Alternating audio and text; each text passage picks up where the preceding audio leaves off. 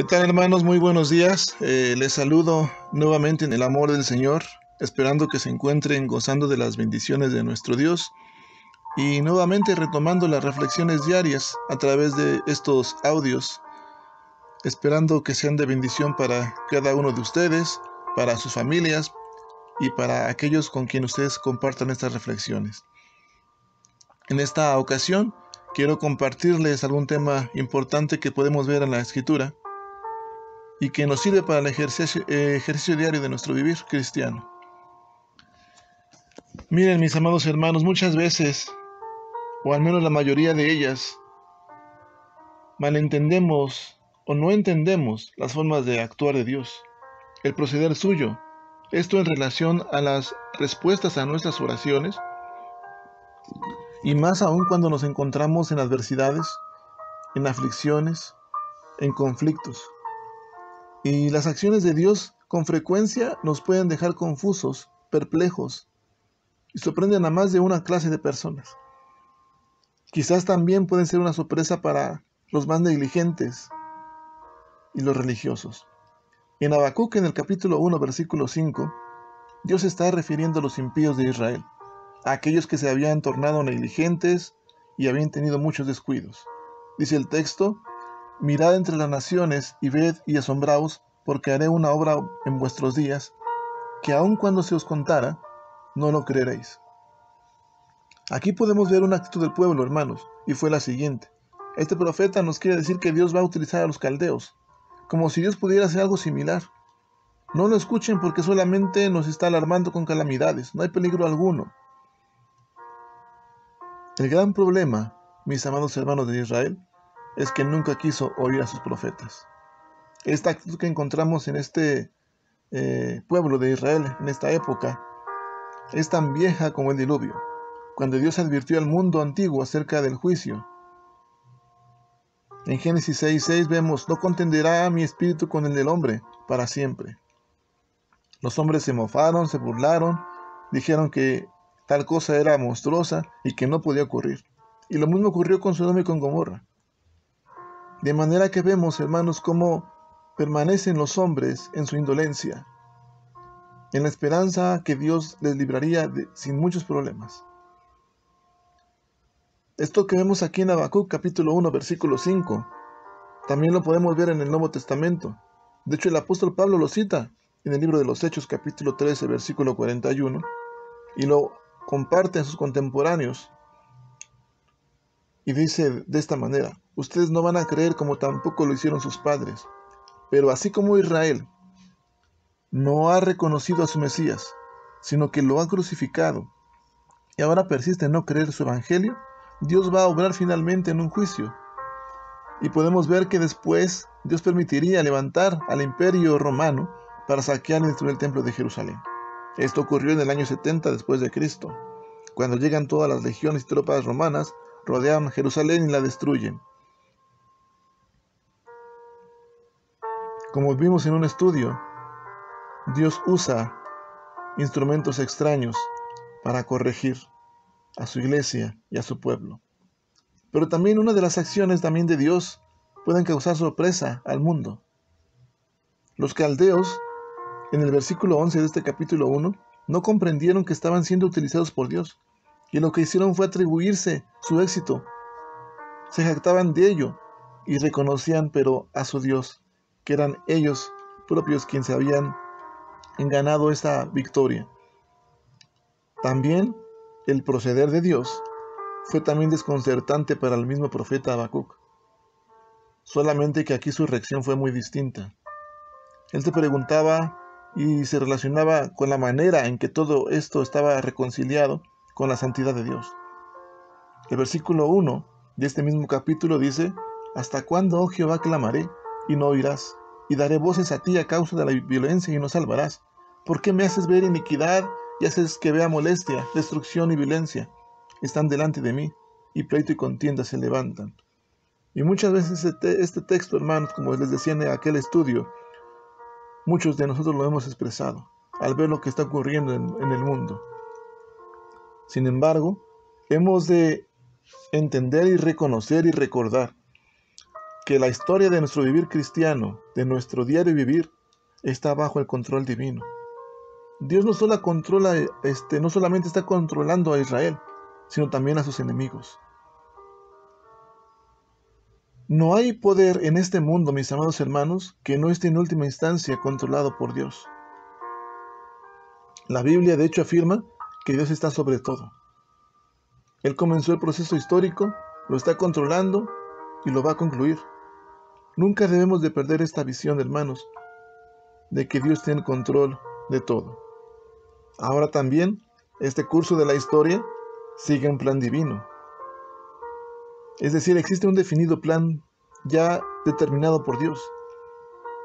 Dios es quien ve el fin desde el principio. Tiene todo un propósito y conoce los tiempos y las sazones. Él sabe cuándo bendecir a Israel y cuándo no bendecirle. Pero todo está bajo su mano, mis amados hermanos.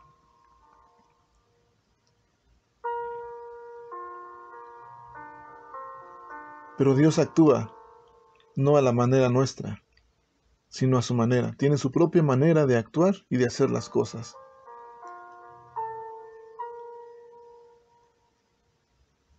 En Hebreos capítulo 1 dice la palabra de Dios que porque muchas veces y de muchas maneras Dios habló por medio de los profetas. Sin embargo, aquí vemos cómo este pueblo de Israel nunca quiso oír a los profetas. Ahora, mis amados hermanos, tenemos que entender que hay un propósito, un plan divino. Y desde el principio, desde la caída del hombre, Dios ha estado obrando para establecer un nuevo reino en el mundo. Es su propio reino y está llamando a personas para que salgan de ese mundo donde están arraigados y entren en ese reino. Es decir, todo lo que acontece en el mundo está relacionado con Su propósito central todavía está en un proceso de formación, pero finalmente llegará a su perfecta consumación. Lo que Dios está permitiendo en la iglesia y en el mundo hoy está relacionado con su gran propósito para su iglesia y para su reino. Por lo tanto, hermanos, no tropecemos cuando vemos que ocurren cosas sorprendentes en el mundo. Más bien comencemos a preguntarnos, cambiemos esta perspectiva de las preguntas que hacemos y preguntémonos, ¿cuál es la relación de este evento, de lo que está ocurriendo con el reino de Dios?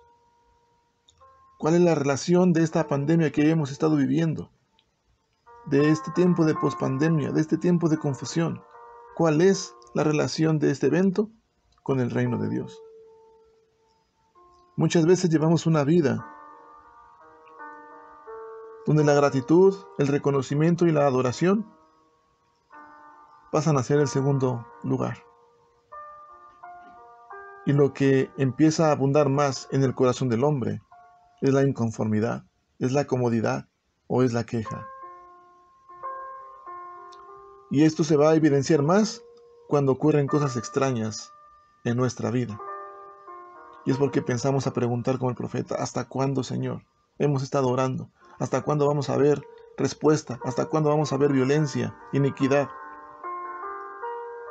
Pero hermanos, si nos ocurren cosas extrañas de manera personal, no nos quejemos, sino que digamos ahora o preguntémonos, ¿qué me está enseñando Dios por medio de esto?